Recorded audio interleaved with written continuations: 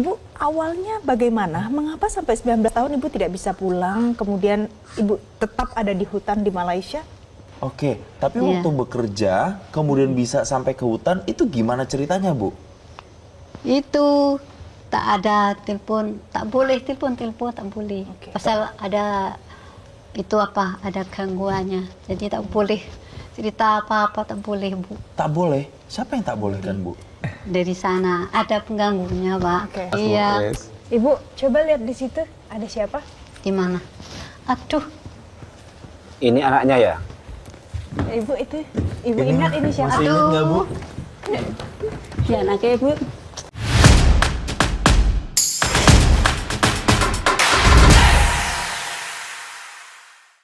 Hai, Assalamualaikum warahmatullahi wabarakatuh. Welcome back to my channel. Jumpa lagi dengan saya, Mr. Bas. Apa kabar Anda hari ini? Semoga dalam keadaan baik-baik saja, sehat walafiat, dan dimurahkan rezekinya. Amin ya rabbal alamin. Saudara, tentu Anda masih ingat tentang TKI Malaysia yang menghilang selama 19 tahun di Malaysia.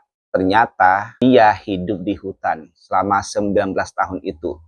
Yang mana keluarganya di kampung sudah mencari ke sana kemari dengan cara apapun, tidak terjumpa juga. Akhirnya menganggapnya si TKI ini sudah meninggal, sampai-sampai dikirim tahlil juga setiap minggu oleh keluarganya. Dan sekarang kabarnya si TKI ini sudah berada di Indonesia.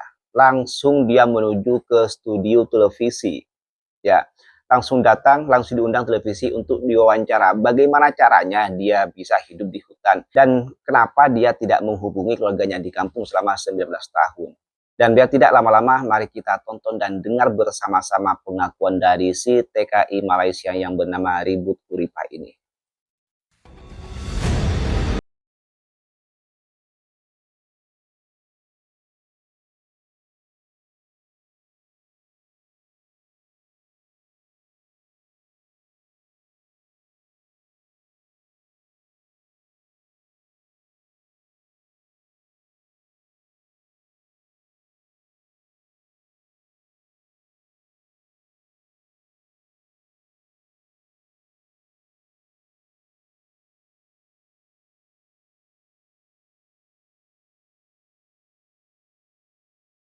KBD Selamat Pagi Indonesia.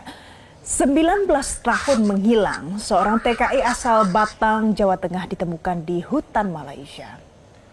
Ya pemirsa, TKI tersebut bernama Ribut Uripah alias Sakinah Anggreni, TKI asal desa Candirejo, Kecamatan Bawang, Kabupaten Batang, Jawa Tengah, yang ditemukan di tengah hutan dengan kondisi sehat di sebuah gubuk yang memprihatinkan di tengah hutan di wilayah Malaysia.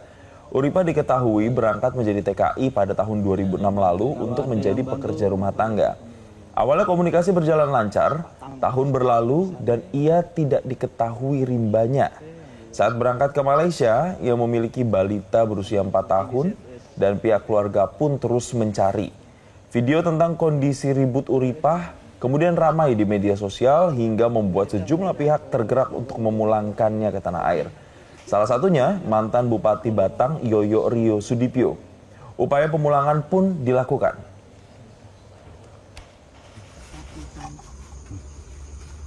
Ini kondisi rumahnya yang di Malaysia ya? Salam dan anakku semuanya, keluargaku dan semuanya. Kabarku apik nang KBRI saiki Pak Yo. Suwene 19 tahun kaya apa nang kampung anakku dan kakangku. Pak Yo.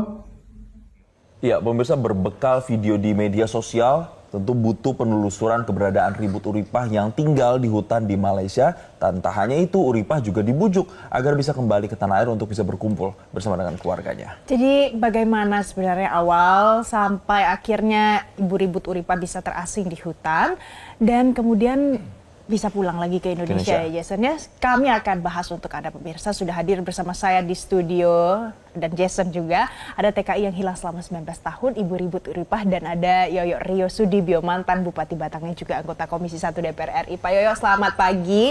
Ibu, selamat pagi. Sehat ya Ibu ya? Sehat Bu. Selamat datang di Indonesia, Ibu. Iya. Selamat kembali lagi ke rumah kasih, Pak. Ibu. Jadi ini luar biasa karena 19 tahun tentu luar biasa menyentuh hati ya Jason. Ibu awalnya bagaimana? Mengapa sampai 19 tahun Ibu tidak bisa pulang, kemudian Ibu tetap ada di hutan di Malaysia?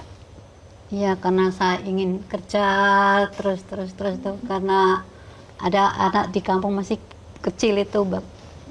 Jadi memang Jadi saya emang kerja ke Malaysia. oke, tapi Iya. waktu bekerja kemudian bisa sampai ke hutan itu gimana ceritanya, Bu?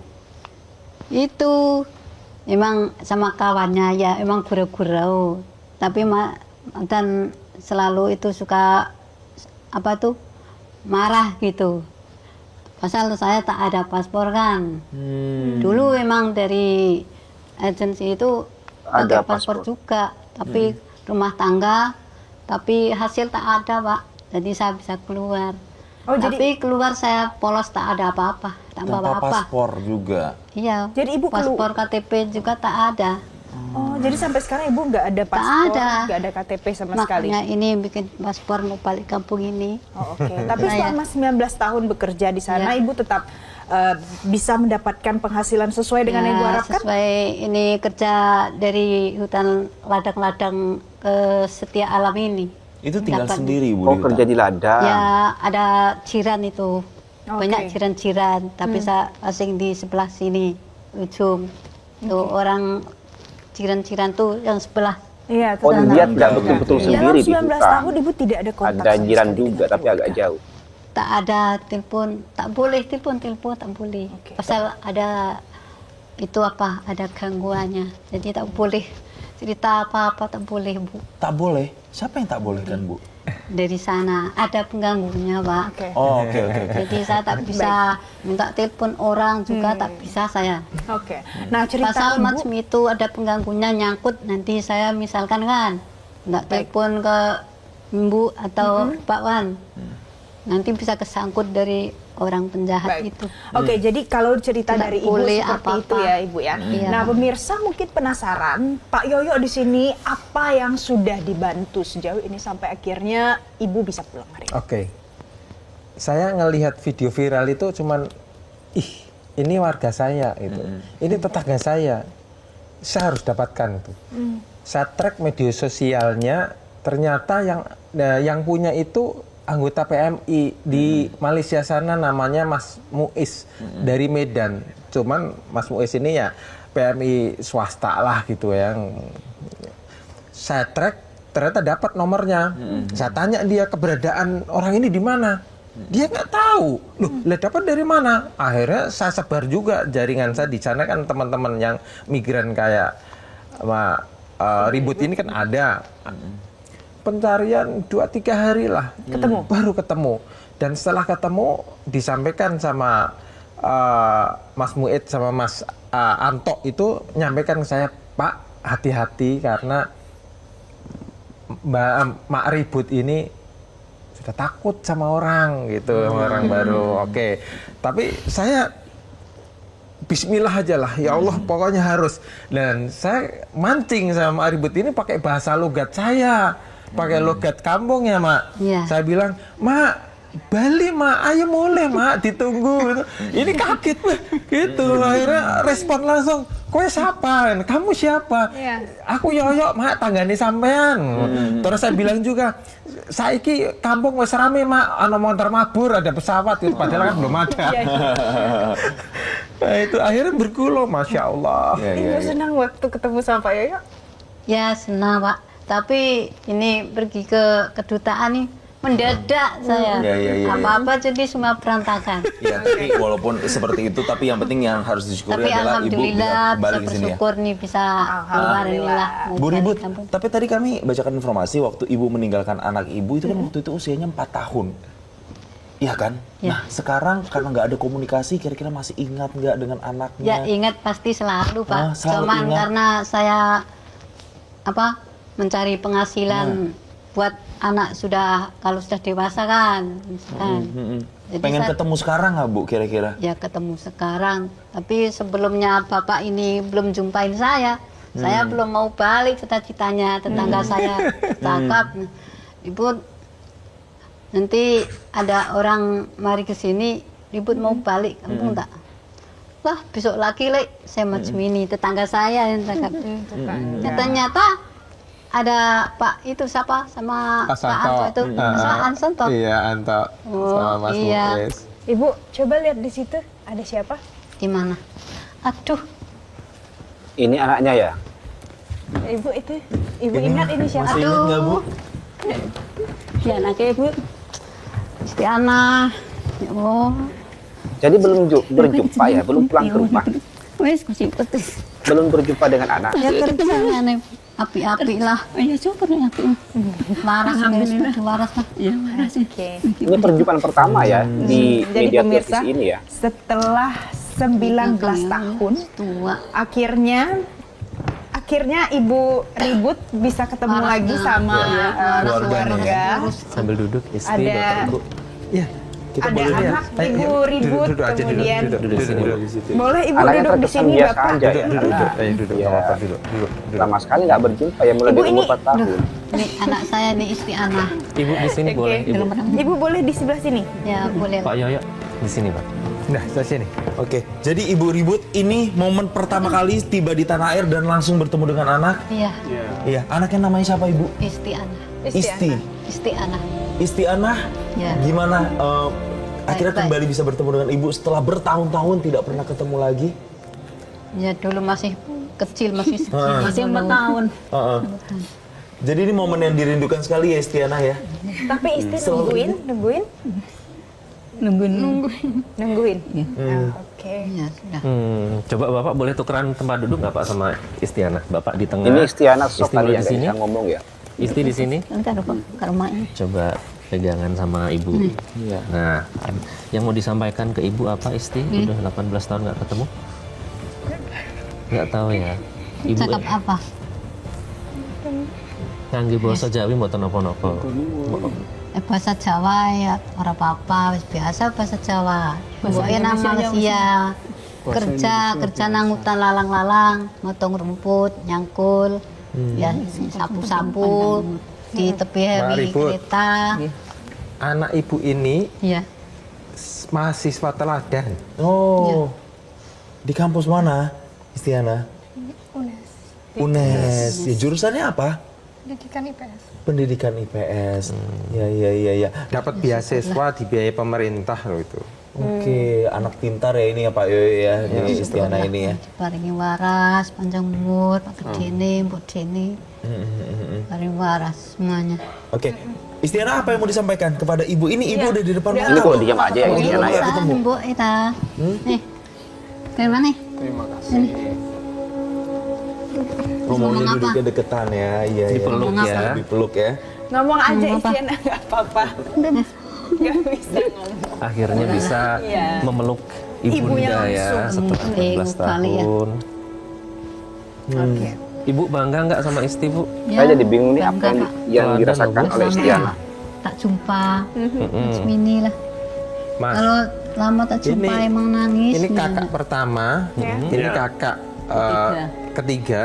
Beliau-beliau ini sudah mengikhlaskan dan bahkan sudah mentahlilkan, sudah tahlil tuh dan Kalau saya udah meninggal, enggak. Sudah menganggapnya begitu ya. Saya mengira udah meninggal. Waras lah. Waktu Alhamdulillah Ibu kasih selamat tahu hari panjang. ini kalau Ibu Ribut kembali, apa Bu? Perasaannya pasti luar biasa campur aduk ya. Gimana? Ya alhamdulillah hati kita Sehat. senang ya Kak. Alhamdulillah Kak Panjang diparingi panjang umur. umur waras sehat. Diparingi Kak sehat. sih diparingi panggil. Tapi selama ini sudah banyak juga upaya yang dilakukan untuk tetap cari Ibu Ribut. Tahu ya. Ya, udah banyak. Lah kasih anaknya nyambut. Ya, Normalis. yang paling saya. coba Pak yang sudah dilakukan Istiana semacam untuk memendam mencari rasa Marifut gitu apa ya. jenengan? Memendam rasa. Yang Ini sudah susah untuk saya diungkapkan. dilakuin itu ya cari orang tua, tapi termasuk kan buatan apa namanya? Buatan gol niku. Terus terang buatan gol niku. Oke. Jadi sempat akhirnya menyerah untuk mencari itu setelah berapa lama Pak? Ya, terus mencari udah Sana 3 tahunan. 3 tahun ada ya? 3 tahun. Setelah niku stop boten nyari lagi. Iya. Oke. Baiklah, kalau begitu. Tapi saya mau sekali lagi Pak Yoyo terima kasih Yoyo, ya, terima kasih karena banyak. sudah mau membantu langsung untuk Sudah mencari mau. dan Ini kewajiban, Mbak. ada hadir ibu-ibu di sini untuk bisa berkumpul lagi bersama Iya, keluarga iya, dan iya, juga iya. khususnya untuk Isti tadi Isti sampai nangis aku ikut Iya, aja. Betul, Iya, iya, iya. tersentuh ya. Ini pertemuan yang sangat-sangat didambakan pastinya, baik itu untuk Isti dan juga untuk Ibu Ribut. Sekali lagi, welcome home Ibu, selamat datang. Selamat datang. Pulang ke rumah lagi. Pulang ke rumah. Momentumnya pas ya mau lebaran ya.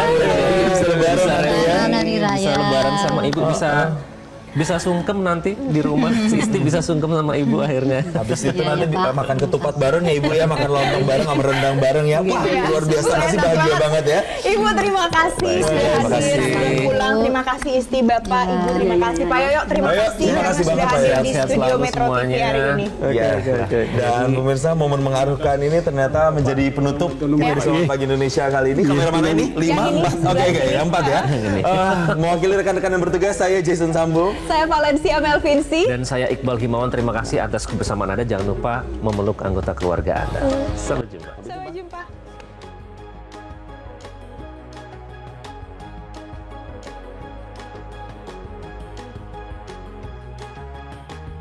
Ya nggak sih, itu semacam Istiana melihat ibunya seolah-olah bingung, dia bingung mau ngomong apa, tapi semacam ada emosi yang dia pendam dalam hatinya gitu ya, yang membuat dia itu tidak bisa berkata apa-apa selain memendam perasaan itu.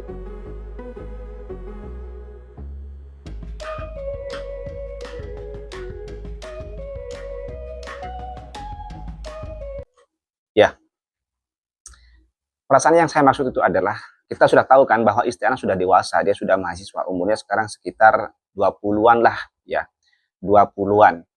Dia sudah bisa berpikir, dia sudah bisa berpikir secara kritis ya. Dia sudah bisa menerka-nerka tentang perasaan orang, pemikiran orang. Jadi begini, maksud saya begini. Oke lah ya. Keluarga dan anaknya ini mungkin sudah menganggap bahwa si Ibu Ribut Uripa ini ya sudah meninggal. Ya, Istiana sudah menganggap ibunya sudah meninggal. Kemudian setelah 19 tahun berlalu ya, ternyata si ibunya masih hidup. Nah, sebagai anak pasti akan selain ada rasa bahagia gitu ya, karena ternyata ibunya masih hidup, bersamaan dengan rasa bahagia itu akan muncul dalam pikiran si anak gitu ya. Oke, ternyata ibu masih hidup. Tetapi kenapa selama 19 tahun ibu saya menghilang dan tidak mengabari saya? Apa ibu saya tidak kasihan sama saya? Apa ibu tidak sayang sama saya? Apa ibu lupa sama saya? Kan begitu. Mungkin itu yang dirasakan oleh Istiana. Selain dia ada rasa bahagia berjumpa dengan ibu, ternyata ibunya masih hidup. Di saat yang bersamaan muncul juga pemikiran, ibu saya tidak sayang sama saya. Ibu saya tidak cinta sama saya. Buktinya saya ditinggal selama 19 tahun, tidak ada kabar, tidak mengabari saya, tidak bertanya bagaimana saya di kampung. Dan sekarang tiba-tiba ibu datang dengan badan yang masih sehat, tapi ibu tidak menghubungi saya sama sekali. Tidak menanyakan keadaan saya, bisa makan atau tidak, bisa sekolah atau tidak. Mungkin itu yang datang dalam pemikiran si anak, si Istiana ini. Yang mana pemikiran ini adalah suatu kekecewaan terhadap ibunya.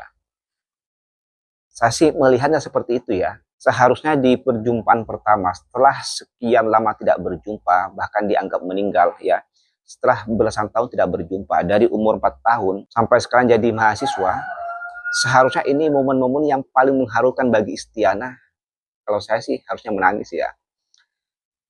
Bahagia, memeluk, dan mengatakan apa yang mau dikatakan.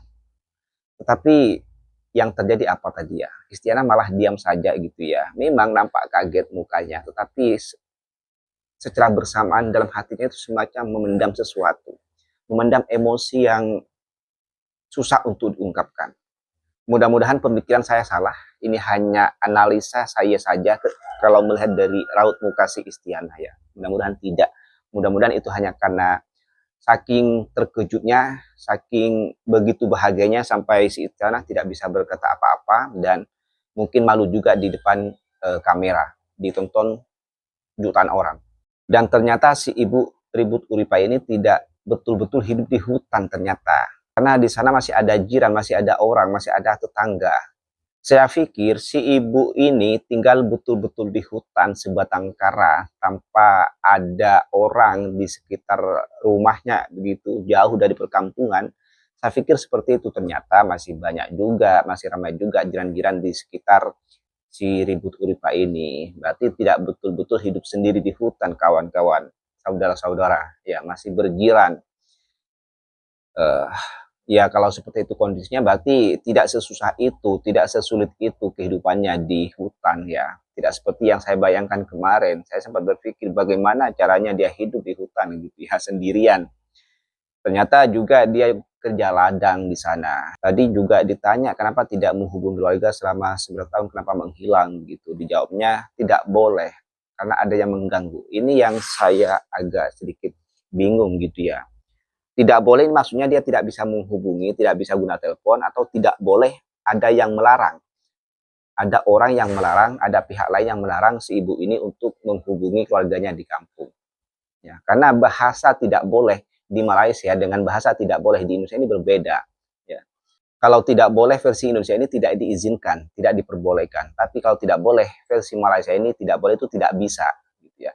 Nah ini saya sedikit ambigu.